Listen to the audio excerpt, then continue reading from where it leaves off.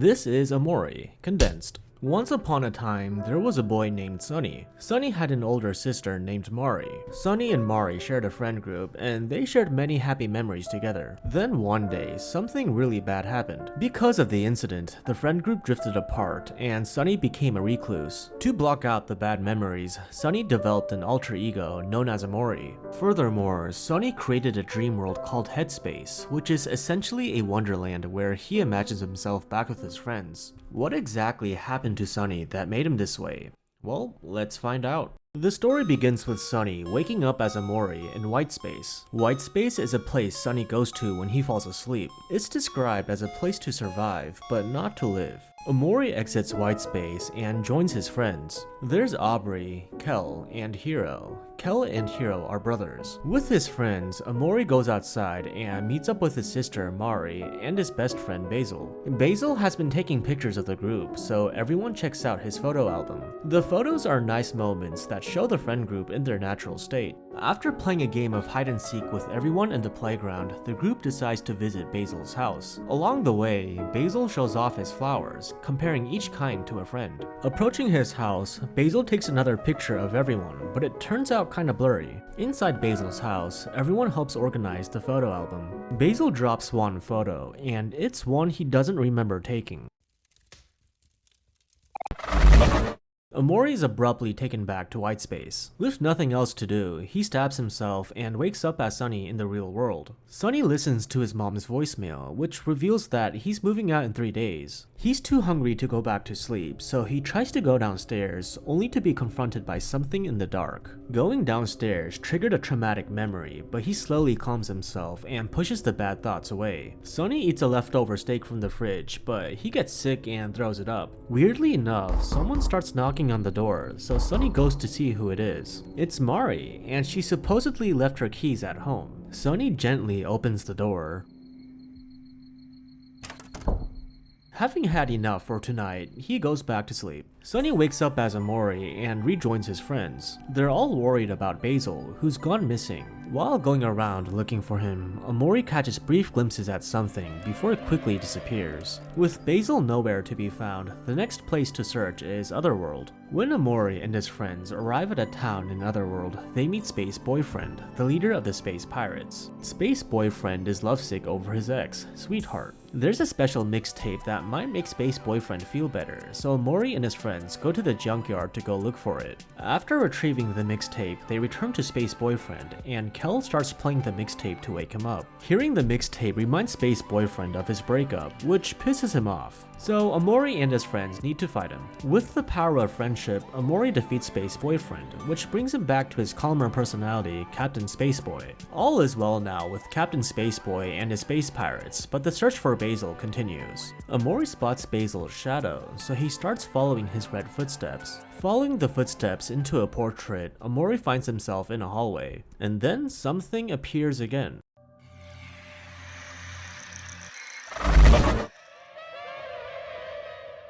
He's then suddenly taken back to Whitespace. Omori stabs himself, waking up in the morning as Sunny. Someone starts knocking on the door, so Sunny goes to see who it is. It's Kel, Sunny's childhood friend. They haven't seen each other in 4 years, and Kel just found out that Sunny is moving away soon. This is the part where the story can diverge. If Sunny opens the door, that leads to the Sunny route, where he goes outside and reconnects with his friends. But if Sunny ignores Kel, that will set him on the Omori route, where he stays inside for the next 3 days. I will not be going over the Omori route since it doesn't tell a complete story. The truth behind Sunny's trauma is never revealed. Anyway, Sunny opens the door for Kel, stepping outside for the first time in a long while. The pair hang out for a bit before running into Basil. Basil is being harassed by a group of delinquents led by none other than Aubrey. In case you forgot, Aubrey was one of Sunny's friends back in Headspace. She has changed a lot since Sunny last saw her. Sunny and Kel get in a fight with Aubrey, which ends quickly when Sunny cuts Aubrey with a knife. Sunny and Kel walk Basil back to his house, where Basil reveals that Aubrey stole his photo album. In light of this, Sunny and Kel set out to track down Aubrey. They bump into Angel and Charlie,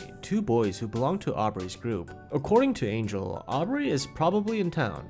Very helpful indeed. Sunny and Kel then stumble into the Maverick, another interesting specimen from Aubrey's group. The Maverick isn't very useful, so Sunny and Kel go to Aubrey's other two friends, Kim and Vance. Being told that Aubrey went to church, the two boys barge in during a sermon and confront her. It's revealed by Aubrey that Mari is dead. Aubrey is resentful about how quickly the others moved on while she has been struggling to find peace. Things escalate into a fight, after which Aubrey leaves church in an emotional state. As Sunny and Kel head back home, they see Aubrey tossing Basil's photo album into the trash before going back into her house. Kel takes the photo album from the trash and the pair head back to Basil's house to return the photo album. Sunny and Kel are invited in by Basil's caretaker. Before dinner, Sunny, Kel, and Basil go through the photo album, but there's a lot of missing photos. During dinner, Basil excuses himself to the bathroom, so Sunny decides to check on him. Basil seems to be going through an episode traumatized by the same something that Sunny is haunted with. Sunny can't do anything but leave him alone. It's been quite a day, so Sunny heads back home, parting ways with Kel. Inside his house, Sunny begins to experience nightmares, hallucinations again.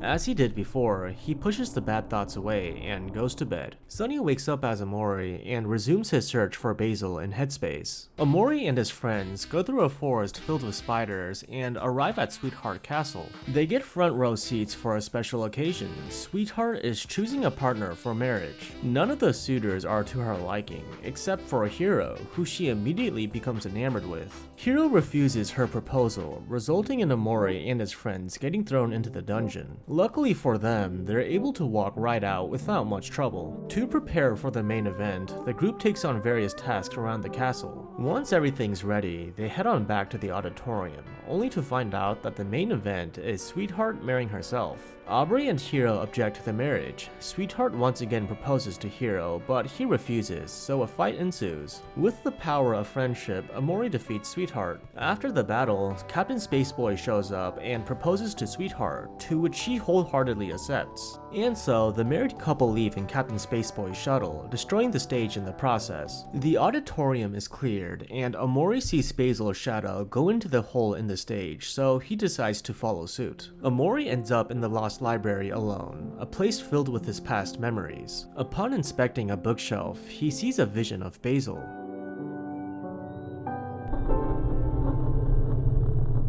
A cryptic vision of a key appears, after which Omori is sent back to Whitespace. Sunny wakes up in the real world and meets with Kel. Kel's older brother, Hiro, is coming back from college, so Kel needs to run a few errands before he gets home. After grabbing some food and a cookbook for Hiro, Sunny spends some time in Kel's house. Basil's caretaker shows up and says that Basil hasn't been home for a while, so Sunny and Kel go out to look for him. They go into the park and hear some commotion near the lake. Aubrey and her group of hooligans are harassing Basil again, leading to yet another fight. The situation gets pretty heated, so Aubrey's friends leave. Aubrey seems to be particularly mad at Basil for some reason. The argument escalates until Aubrey accidentally pushes Basil into the lake. Despite his fear of water, Sunny dives in to save him. While in the water, Sunny has a flashback to when he nearly drowned and his sister saved him. Sunny ends up not being able to do much, but Hiro swoops in to rescue both Sunny and Basil from drowning.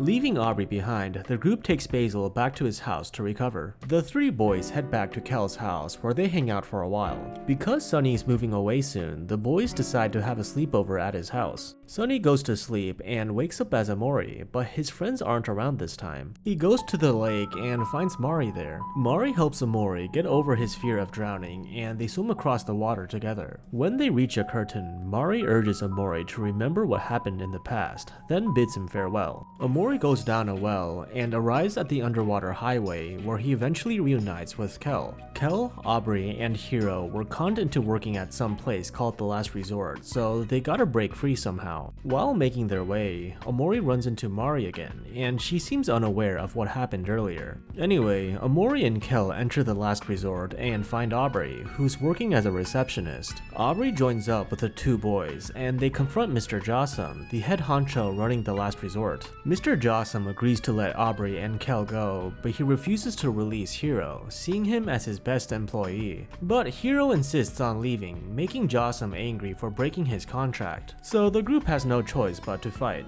Well, that's no biggie. With the power of friendship, Mr. Jossum is defeated. Jossum summons his other top employee, Pluto, but with the power of friendship, Pluto is defeated also. Free from Mr. Jossum, Omori and his friends continue looking for Basil. As they go further, they start to forget what Basil looks like. Deeper into the depths, they meet Humphrey, the whale, and he lets the group go inside his stomach. While exploring Humphrey's insides, they see Sweetheart meeting with the Slime Girls, who are trying to make a perfect clone of Sweetheart. The Slime Girls demand payment from Sweetheart, but she refuses. Sweetheart tries to leave, only to get consumed by Humphrey. The Slime Girls try to get payment from Sunny and his friends, but with no clams to give, a fight breaks out. With the power of friendship, Omori defeats the Slime Girls. Humphrey's hunger gets out of control, and he swallows up the Slime Girls. Humphrey swallows up Omori and his friends too, and they go deeper and deeper into his gut. But no worries, with the power of friendship, yeah, you get the point. Humphrey spits them out and then goes off to take a nap. Around this part of the game, you can collect all the letters for the Hangman puzzle, unveiling the phrase, "Welcome to Black Space." To reach Black Space, Omori has to go back to Basil's house. When he gets there, Omori jumps into the black pit alone. He goes through until he sees Mari in a coffin.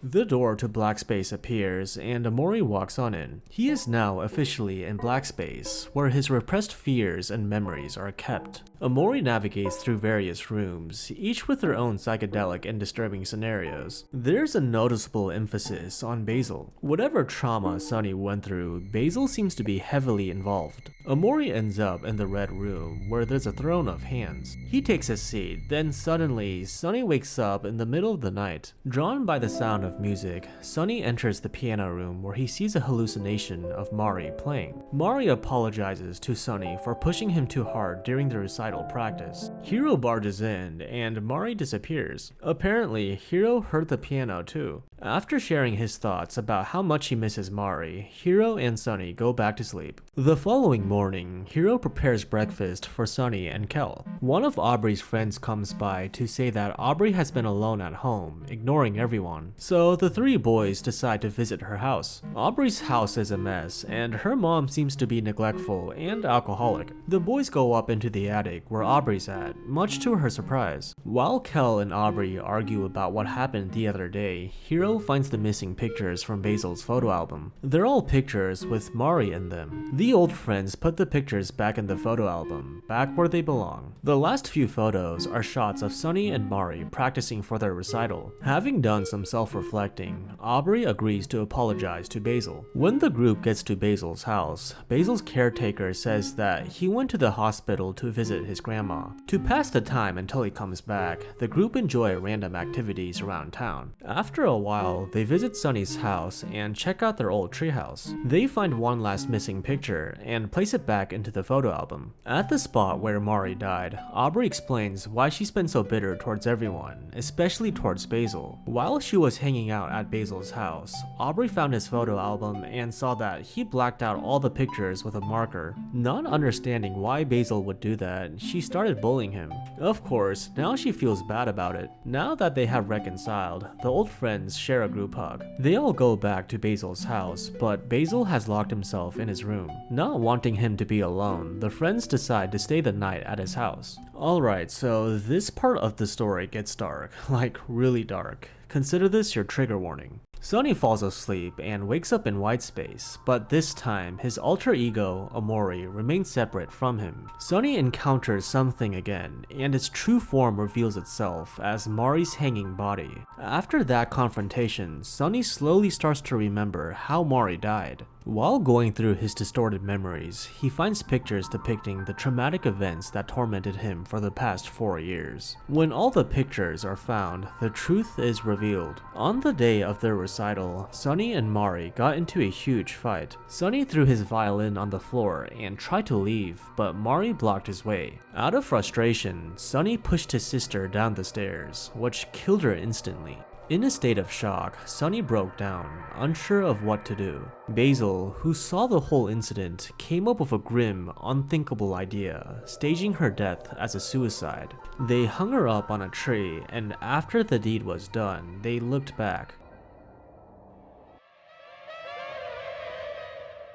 So there are 4 endings to Omori, with some variation. Let's get the bad endings out of the way first. After finding out the truth in his dream, Sunny wakes up in the middle of the night. If Sunny decides to go back to sleep, he will wake up again, only to find out that Basil has ended his own life. Sunny heads back home, his trauma far from resolved, if not made worse. If Sunny goes to sleep carrying a knife, he will wake up in white space. There's nothing he can do except stab himself. Once he stabs himself, we see that he has stabbed himself in real life as well.